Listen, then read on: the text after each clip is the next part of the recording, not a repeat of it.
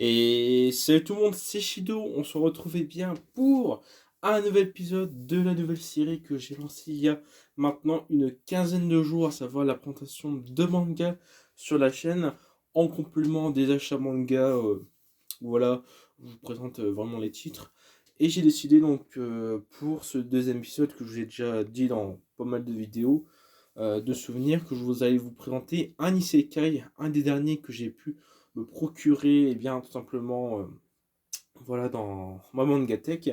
Il s'agit des tomes de The Eminence in Shadow, un isekai tout simplement de chez Doki Doki. Donc voilà, pour ceux, ce sera pas flagrant que je prenne un manga isekai de chez Doki Doki, étant donné que c'est là-bas que c'est de chez eux tout simplement que je possède énormément d'isekai sur ma mangatech, à savoir par exemple, on avait Mushoku Tensei ou tout simplement le classique et célèbre The Rising of Chihiro.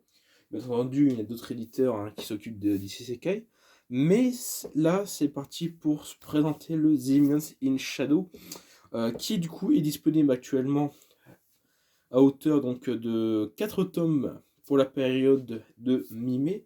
À savoir du coup que quand vous regarderez bien cette vidéo dans les prochains mois, dans les prochains jours, il se peut qu'il y ait des nouveaux tomes de The Eminence in Shadow de disponibles.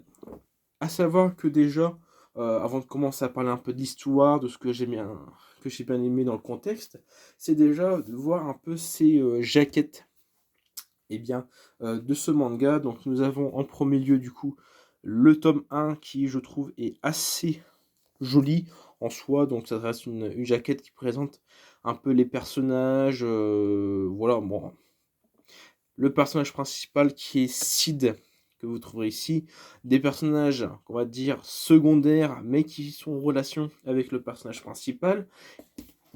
Ensuite, voilà, on retrouve tout plein d'autres personnages, beaucoup de filles, voilà, il faut le dire, ça reste une présence féminine très importante parmi les personnages, mais ça change pas trop, ça dérange pas trop tout simplement d'avoir énormément de personnages féminins, un personnage central masculin, là où en tout cas, il y a un peu de romance, mais sans plus, on ne part pas beaucoup pour l'instant sur le côté harem, ce qui fait un peu la force de l'œuvre, une des forces de l'œuvre, et on va pouvoir entrer un peu dans les détails de l'histoire, pardon, excusez-moi, où on va suivre bien tout simplement les aventures de Sid à travers bien tout simplement ce monde où il va être envoyé. Alors, pour faire simple, The Eminence in Shadow donc, nous raconte les aventures de Sid qui veut devenir tout simplement un personnage de l'ombre.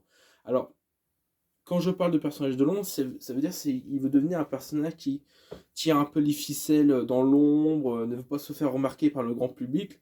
En clair, il veut ne pas devenir un héros classique, le héros voilà, qui est connu de tous, qui est puissant, qui, par ses exploits, voilà, tout le monde l'observe, tout le monde le connaît. Là, le but de Sid, tout simplement, c'est en fait de devenir un héros de l'ombre. D'où le titre The Eminence in Shadow. Et tout simplement, avant de se faire réincarner dans le nouveau monde de l'histoire, il va tout simplement s'entraîner physiquement, mentalement, il va tout simplement développer son intellect, c'est comme ça qu'on dit, voilà, pour obtenir des compétences de combat, des connaissances. En tout cas, voilà, il se prépare à devenir bien, ce personnage de l'ombre, un puissant personnage qui peut tout simplement tout contrôler. Et il va se demander la question, mais je suis assez limité par ce contexte de puissance physique et tout. Il voudrait bien essayer de développer voilà, un peu des pouvoirs qu'on pourrait dire classiques, magiques, voilà, des pouvoirs magiques. Mais voilà, donc il va commencer à méditer, à faire du yoga, voilà, en tout cas, il va essayer plusieurs choses qui peuvent éventuellement débloquer ses compétences, mais bien entendu, il est dans un monde où la magie n'est pas présente.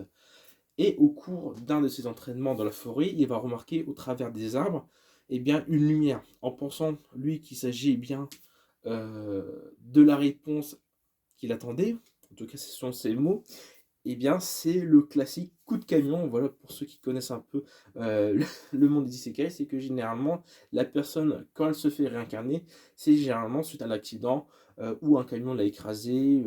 Voilà, en tout cas le coup du camion c'est très classique dans les isekai. Pour se réincarner, et bien là malheureusement c'est l'élément déclencheur qui va provoquer cette réincarnation.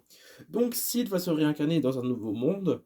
Cette fois-ci, heureusement pour lui, c'est un monde magique, médiéval. Et il va pouvoir en tout cas commencer à produire son plan de devenir un éminent de l'ombre, d'où le titre. Il va tout simplement déjà, en premier lieu, continuer à s'entraîner, à développer ses compétences à l'épée. Parce que oui, c'est un monde d'épée et de magie, donc il va pouvoir débloquer tout simplement ses pouvoirs magiques, et grâce à cela, il va pouvoir, eh bien, à l'âge de 10 ans, pouvoir sauver une personne, une elfe tout simplement, qui va lui raconter une sorte de bobard. Voilà, un petit mensonge, un peu à la Usopp, mais qui finalement va devenir un peu réel pour la suite de l'histoire. Donc tout simplement, c'est qu'il va faire croire à cette jeune elfe qu'un roi démon, eh bien, veut se réincarner dans l'histoire, dans le monde, et qui a en fait derrière une organisation secrète, maléfique, qui essaie tout simplement de pouvoir réincarner ce démon. En tout cas, je crois que c'est Diabolo, parce que ça fait un petit moment que je ne l'avais pas lu, donc là j'ai pu développer un peu plus sur ce parti-là. Et finalement, un peu comme à la manière d'Usopp, ce mensonge va devenir réalité, et ça va devenir en fait un objectif réel pour les compagnons de Sid dans ce côté d'éminent de l'ombre, parce que oui, au courant de ces aventures, Sid, donc, attendu, quand je dis aventure, c'est pas non plus des grandes aventures, voilà, il va toujours agir dans l'ombre, voilà, il va tout simplement faire réaliser des missions d'assassinat, de contrôle, de libération, tout ça pour pouvoir avoir du pouvoir dans l'ombre. Et ce qui fait un peu la force de l'œuvre, c'est que, à défaut donc d'avoir un héros, du jour, c'est un héros de la nuit, un héros de l'ombre. Voilà, un personnage qui tire tout simplement les ficelles de l'histoire, tout simplement. Franchement, c'est une des grosses forces de l'œuvre. En tout cas, j'essaye en fait de vous raconter un peu l'histoire sans forcément développer trop en détail.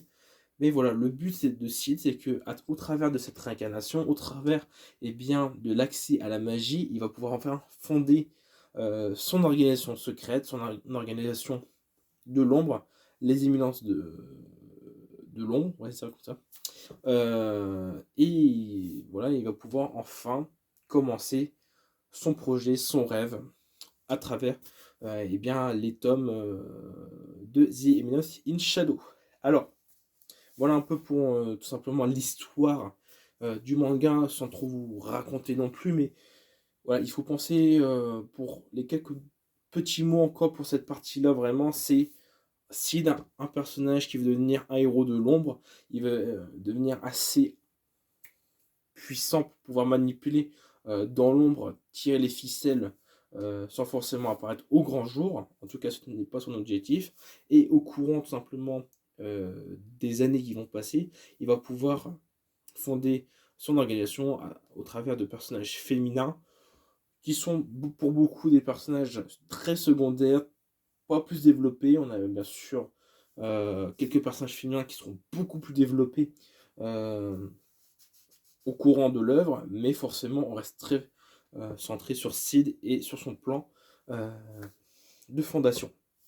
Alors, j'ai pas vraiment de choses que j'ai détestées dans cet isekai, à savoir que bah, ça reste un isekai qui n'est pas non plus quelque chose, un titre qui va plaire à beaucoup de monde, en tout cas parmi les isekai comme Zirasune no Shidero, mais il décode par ce côté totalement euh, c'est pas j'allais dire antagoniste, mais voilà, le fait que l'histoire se développe pas comme un isekai classique, à savoir que son but c'est pas non plus donc de d'être le héros connu de tout le monde.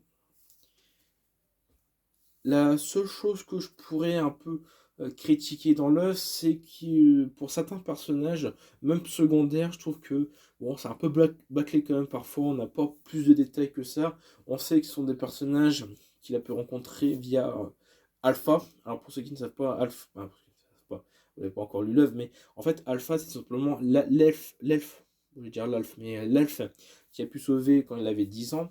Il l'a prénommé Alpha.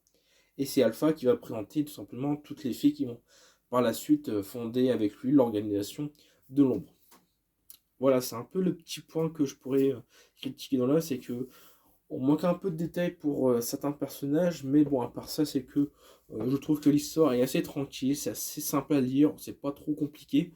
Voilà, comme vous savez, j'apprécie beaucoup les mangas, les histoires, les animés, où tout simplement l'histoire est assez facile à comprendre sans forcément partir dans des grands débats, des grandes formules d'histoire, mais il faut que ça reste quand même un peu construit, un peu logique dans l'œuvre, sans forcément partir dans quelque chose d'hyper construit. Voilà.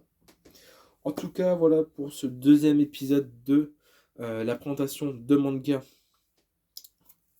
sur la chaîne. À savoir que donc le prochain titre qui sera dans j'avais dit c'était Skeleton Knight in Another World, mais j'ai pas envie de forcément comment dire partir dans des isekai à chaque fois. Alors je pense que on repartira sur eh bien peut-être Sexy Couples Doll. Voilà pour ceux qui connaissent un peu le genre, pour revenir un peu sur les thématiques de romance, ça pourrait être sympa. En plus voilà de partir sur le monde un peu du cosplay, comment fabriquer un costume. Voilà, je vous en dis pas plus. Les plans peuvent être changés par rapport aux prochaines vidéos. Mais en tout cas, j'espère que cette vidéo vous aura plu. Et nous, on se retrouve très vite pour une prochaine vidéo. Allez, bye tout le monde.